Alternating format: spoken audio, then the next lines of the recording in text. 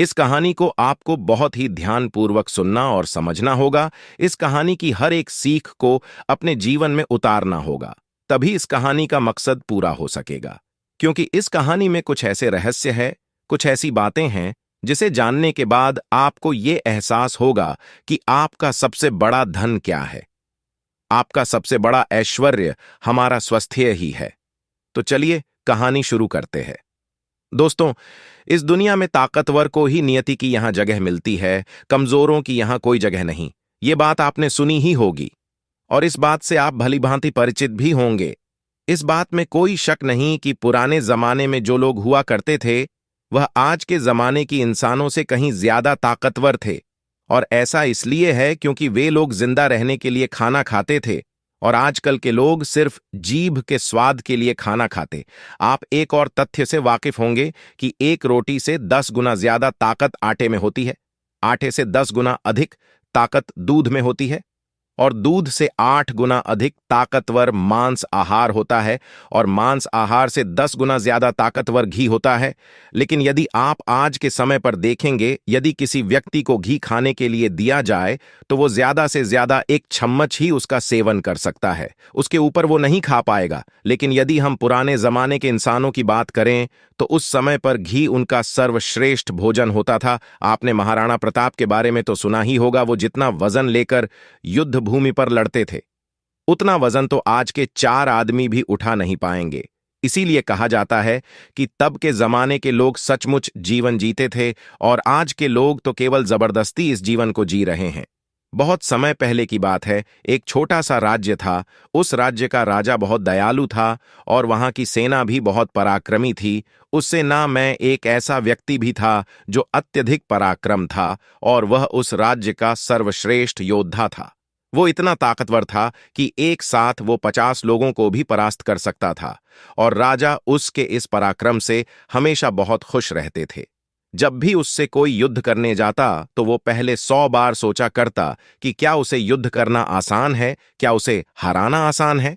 हर कोई जानता था कि वो बहुत शूरवीर है, बहुत ताकतवर है, इसलिए उसे हराना लगभग असंभव था। अपने राजा के लिए हमेशा तत्पर रहता, अपने राज्य के राजा के लिए, अपनी प्रजा के लिए जो कुछ उसे अच्छा होता वह उसे अवश्य करता।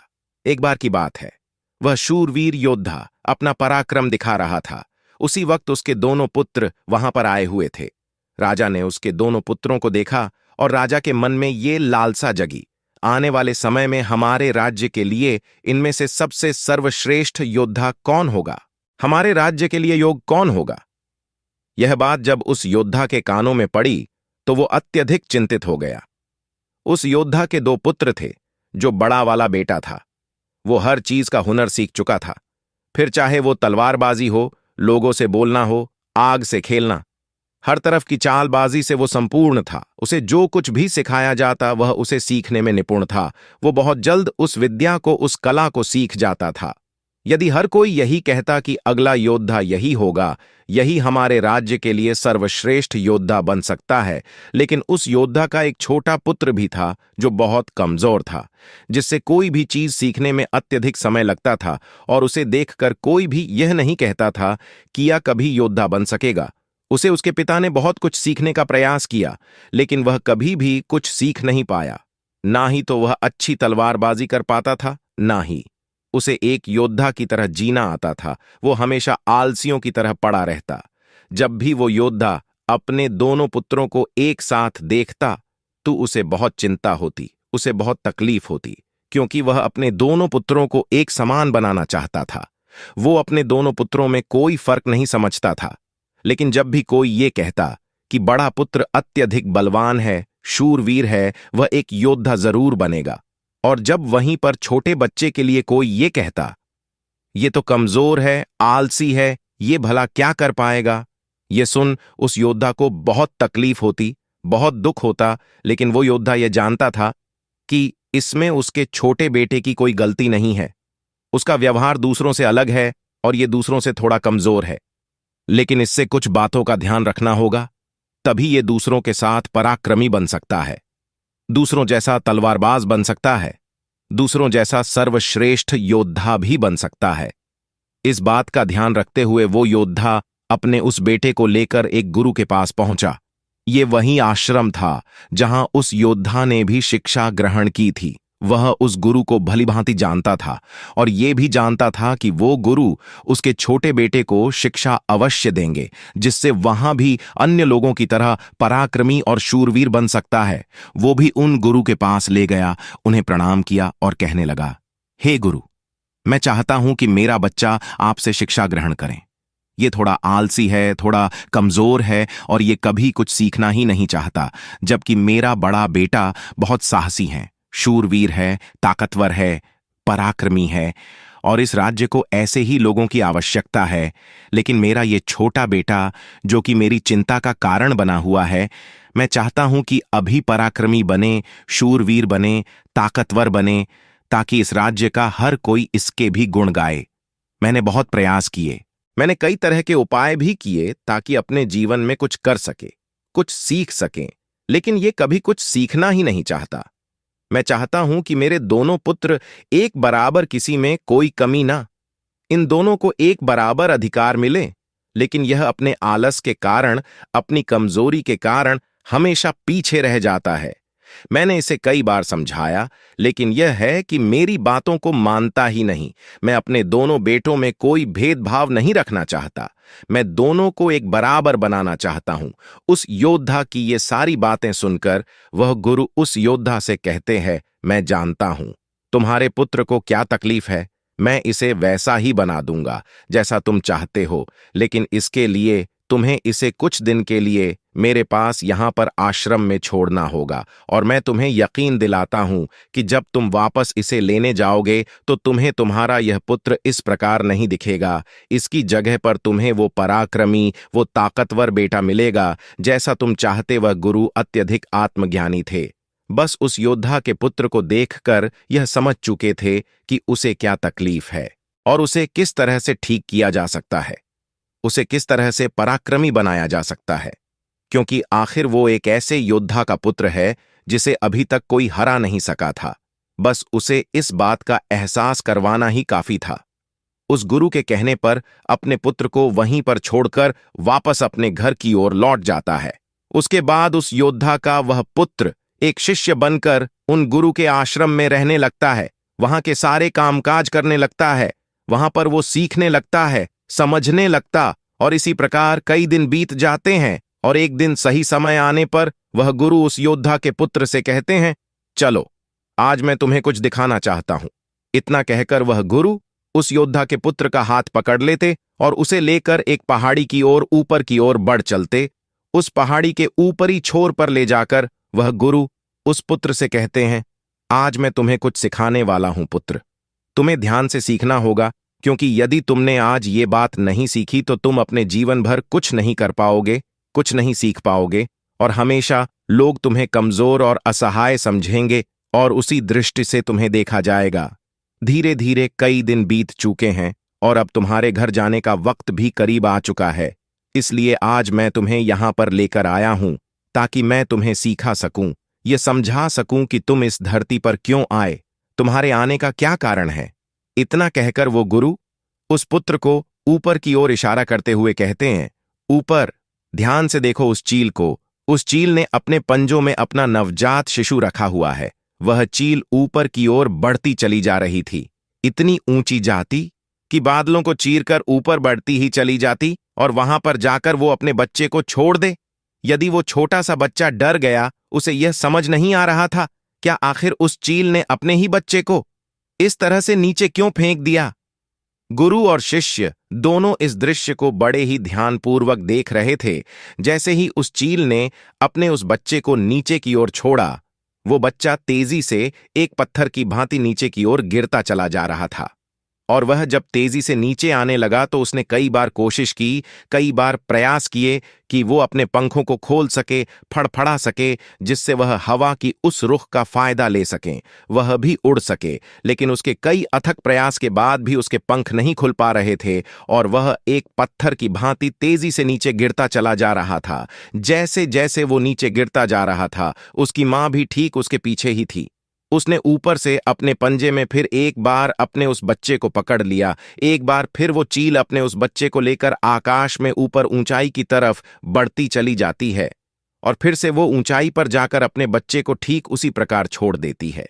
यह देख उस बच्चे को कुछ समझ नहीं आ रहा था कि आखिरी चील अपने बच्चे के साथ ऐसा क्यों कर रही है। यदि उसके बच्चे को कुछ हो गया तो फिर क्या होगा। चील लगातार इसी प्रक्रिया को दोहरा रही थी। गुरु अपने उस शिष्य का हाथ पकड़ते हुए बस पेड़ की ओर आगे बढ़े जहां पर वह चील रहा करती थी, और उस जगह को दिखाते हुए वह गुरु उस पुत्र से कहते हैं कि इस जगह को ध्यान से देख लो। ठीक इसी जगह पर वह चील और उसका बच्चा इस पेड़ पर रहते हैं। तुमने एक बात और गौर की, इस पेड़ पर तुम्हें अनेकों फूल देखने को मिल रहे होंगे, लेकिन जहां पर ये चील और इसका बच्चा रहता है वहां पर तुम्हें एक भी फूल नजर नहीं आएंगे, क्योंकि फूल बड़े ही कोमल होते। और वह चील चाहती तो इन फूलों को अपने साथ जहां पर रहती है उसे रख सकती थी, लेकिन वह जानती है कि फूलों में रहकर उसका बच्चा एक पक्षी बनेगा, लेकिन जब वह कांटों वाले घोंसले में रहेगा तभी एक चील बन पाएगा। और एक चील के बच्चे को हर तरह की यातनाएं बचपन से ही सहनी पड़ती है ताकि वह अन्य पक्षियों की तरह कोमल ना बने, क्योंकि वह एक चील का पुत्र है और उसे चील की तरह अपना जीवन व्यतीत करना है। यदि वो बाकी पक्षियों की तरह बनेगा तो उसमें चील वाले वो स्वभाव नहीं होंगे और ना ही उसे कोई चील का पुत्र कह सकेगा। ठीक इसी प्रकार तुम भी एक शूरवीर योद्धा के पुत्र हो।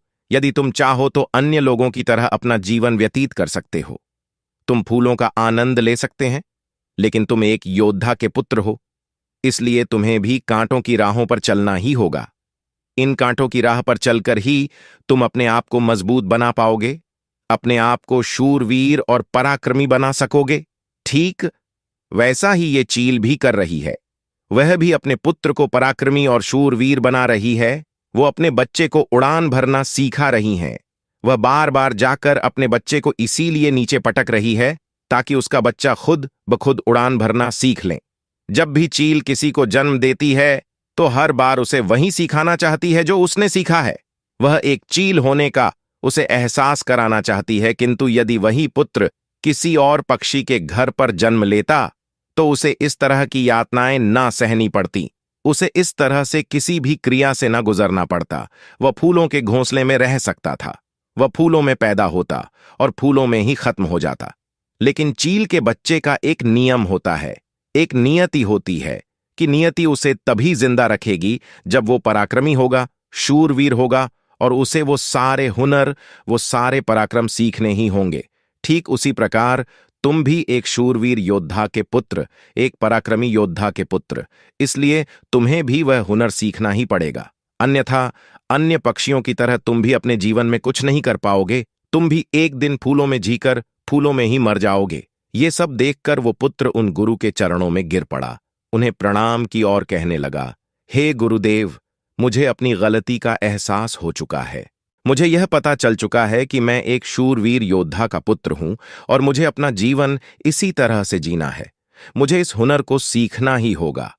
इतना कहकर वह गुरु और शिष्य वापस आश्रम की ओर लौट जाते हैं।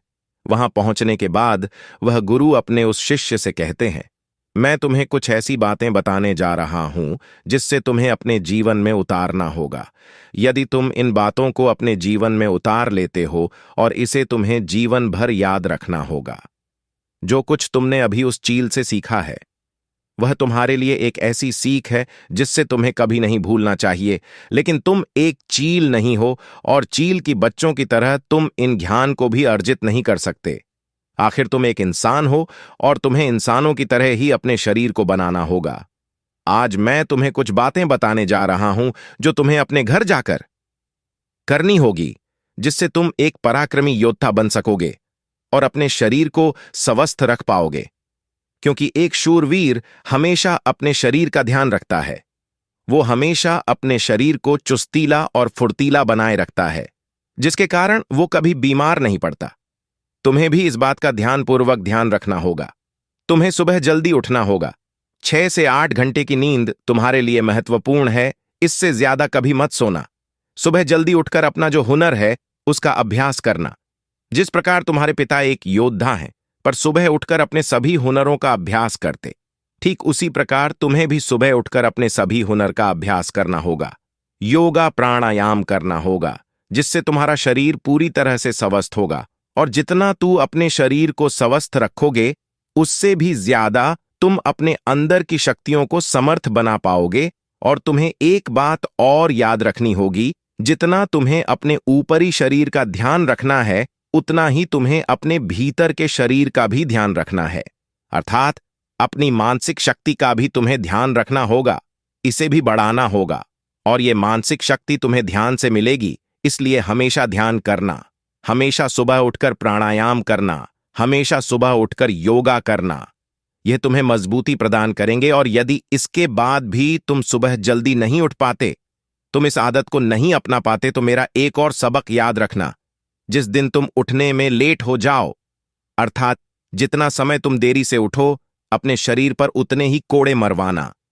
जब तुम यह क्रिया 4 से 5 दिन करोगे, तो तुम खुद ही अपने आप में वो बदलाव देख पाओगे कि तुम अपने आप ही अपने समय पर उठना शुरू कर पाओगे। दूसरी बात जो तुम्हें हमेशा ध्यान रखनी है कि तुम्हें हमेशा स्वादिष्ट और स्वस्थ खाना ही खाना है। ऐसी चीजें कभी मत खाना जो तुम्हारे शरीर को नुकसान पहुंचाती है। हमेशा तुम स्वस्थ खाना ही खाना, जैसे हरी सब्जियां, फल, दूध, दही। तुम भोजन अपने शरीर के लिए करना, ना कि अपनी जीभ के लिए, ना ही स्वाद के लिए। अगली बात वो गुरु अपने शिष्य से कहते हैं कि जब भी तुम्हारे मन में कोई चिंता हो, कोई ऐसा विषय हो जिसे लेकर तुम बहुत चिंतित हो, तो ऐसी बात अपने घर परिवार में अवश्य बताना। यदि तुम इन बातों को अपने मन में रखते हो, तो ये बातें तुम्हें मन ही मन कमजोर बनाती चली जाएगी। ये चिंता तुम्हें अंदर ही अंदर खाती चली जाएगी और तुम खोखले होते चले जाओगे। और याद रखना, जब हमारा मन बीमार पड़ता है, तो वो हमारे शरीर को भी बीमार कर देता है। इसलिए कोई भी बात कभी छुपाकर मत रखना। हर बात अपने घर वालों और अपने परिवार को अवश्य बताना आगे। वह गुरु अपने उस शिष्य से कहते हैं, हमेशा सकारात्मक सोच रखना, कभी भी नकारात्मक विचार अपने दिमाग में आने मत देना। सबके जीवन में उतार और चढ़ाव तो आते ही रहते हैं। सभी के जीवन में सुख और दुख लगा ही रहता है, कभी अच्छा तो कभी बुरा। जीवन इसी प्रकार चलता है। तुम्हारे जीवन में समय चाहे कैसा भी क्यों ना आए, लेकिन तुम्हें हमेशा एक सकारात्मक सोच ही अपनानी है, जिससे तुम अपने जीवन में आने वाली कठिन से कठिन परिस्थितियों का सामना हंसते हुए और बड़ी ही सरलता से उसका सामना कर सको और जीवन में आगे बढ़ पाओगे। अगली बात जो तुम्हें याद रखनी चाहिए, क्यों तुम्हें हमेशा मुस्कुराते रहना है, क्योंकि एक योद्धा यदि चिंतित हो तो उसका राज्य भी चिंतित हो सकता है। और तुम्हारी मुस्कुराहट से ही सबको ताकत मिलती है। तुम एक शूरवीर योद्धा के पुत्र, तुम्हारी हंसी तुम्हारे चेहरे से अलग नहीं होनी चाहिए। तुम्हारा मुस्कुराते रहना ही तुम्हारे और तुम्हारे राज्य के लिए उचित है। और ये तुम्हारे राज्य को एक सकारात्मक ऊर्जा प्रदान करता है। और तुम्हारा मुस्कुराते रहना तुम्हारे लिए भी अच्छा है। ये तुम्हारे भीतर सकारात्मक ऊर्जा का प्रवाह करता है। गुरु अपने उस शिष्य को आखिरी सीख देते हुए कहते हैं, हमेशा अपने जीवन में दान पुण्य करते रहना, तो इससे कभी पीछे मत हटना। तुमने देखा होगा कि राजा महाराजा ऐसे होते हैं, क्यों दान के समय पर उनसे जो मांगा जाए वो सब देने के लिए तैयार हो जाते। फिर चाहे आप उनका राजपाट ही क्यों ना मांग लें, दान पुण्य करना अत्यधिक जरूरी है। और ऐसा नहीं कि दान में तुम केवल धन ही दो, तुम किसी की मदद भी कर सकते हो। इसलिए दान पुण्य के समय पर तुम्हें कभी पीछे नहीं हटना चाहिए। जब हम दान करते हैं तो हमारे मन में एक अजीब सी खुशी महसूस होती है। हमारा मन बहुत खुश होता है। दूसरी बात जो तुम्हें हमेशा ध्यान रखनी है कि तुम्हें हमेशा स्वादिष्ट और स्वस्थ खाना ही खाना है।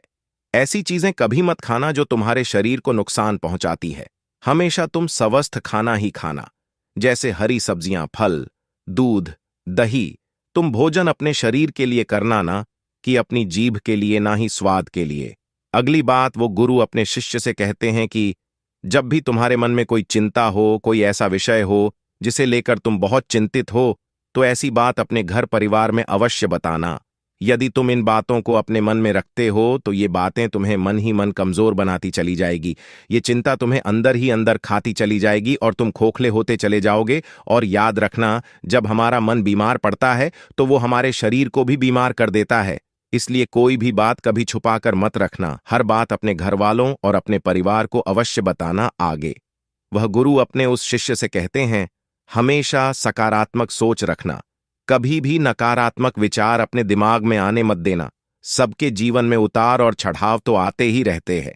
सभी के जीवन में सुख और दुख लगा ही रहता है, कभी अच्छा तो कभी बुरा, जीवन इसी प्रकार चलता है।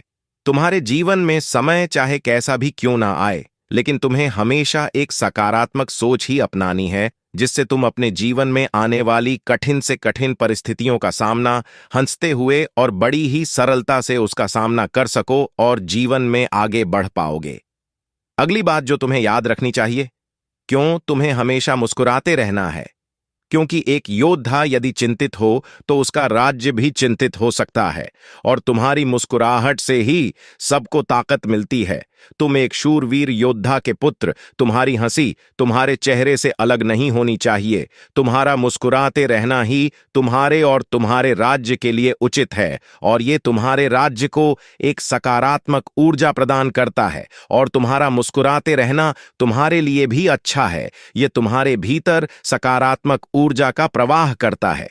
गुरु अपने उस शिष्य को आखिरी सीख देते हुए कहते हैं, हमेशा अपने जीवन में दान पुण्य करते रहना, तो इससे कभी पीछे मत हटना। तुमने देखा होगा कि राजा महाराजा ऐसे होते हैं, क्यों दान के समय पर उनसे जो मांगा जाए वो सब देने के लिए तैयार हो जाते, फिर चाहे आप उनका राजपाट ही क्यों ना मांग लें। दान पुण्य करना अत्यधिक जरूरी है, और ऐसा नहीं कि दान में तुम केवल धन ही दो, तुम किसी की मदद भी कर सकते हो। इसलिए दान पुण्य के समय पर तुम्हें कभी पीछे नहीं हटना चाहिए। जब हम दान करते हैं तो हमारे मन में एक अजीब सी खुशी महसूस होती है।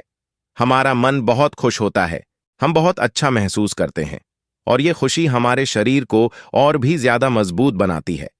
लोगों में यह गलत धारणा है कि जब हम दान करते हैं तो हमारी संपत्ति घटती है, लेकिन ऐसा नहीं है। जब हम दान करते हैं तो इससे हमारी संपत्ति घटती नहीं बल्कि बढ़ती चली जाती है। इसलिए दान करने से कभी पीछे मत हटना। जब भी तुम्हें मौका मिले, जैसा भी तुम्हें मौका मिले, तुम दान अवश्य करना। इतना कहकर गुरुवर शांत हो गए, और शिष्य उन गुरु के चरणों में प्रणाम करके उनसे कहता है, हे गुरु, आपने जो मुझे शिक्षा दी है, यह शिक्षा मैं अपने जीवन भर याद रखूंगा। इसे मैं कभी भुला नहीं पाऊंगा। हे गुरु, अब मुझे आज्ञा दीजिए। मैं अपने घर जाना चाहता, अपने पिता की तरह एक पराक्रमी योद्धा बनना चाहता हूं। इतना कहकर वह शांत हो जाता है, और गुरु उसे आशीर्वाद देते हुए उस शिष्य को उसके घर जाने की आज्ञा प्रदान करते हैं। दोस्तों, उम्मीद है कि आपने आज की इस कहानी से जरूर कुछ ना कुछ सीखा होगा। तो आज की इस कहानी में आपने जो कुछ भी सीखा है, आप उसे अपने जीवन में जरूर उतारोगे, क्योंकि ये बातें आपका जीवन बदल कर रख देंगी। और अगर आपको ये कहानी थोड़ी सी भी अच्छी लगी हो तो इस कहानी को अपने दोस्तों के साथ शेयर करना ना भूलें। दोस्तों, वीडियो के साथ आगे बने रहने के लिए चैनल को सब्सक्राइब करें, और अगर वीडियो अच्छा लगा तो वीडियो को लाइक करें। नमो बुद्धाय।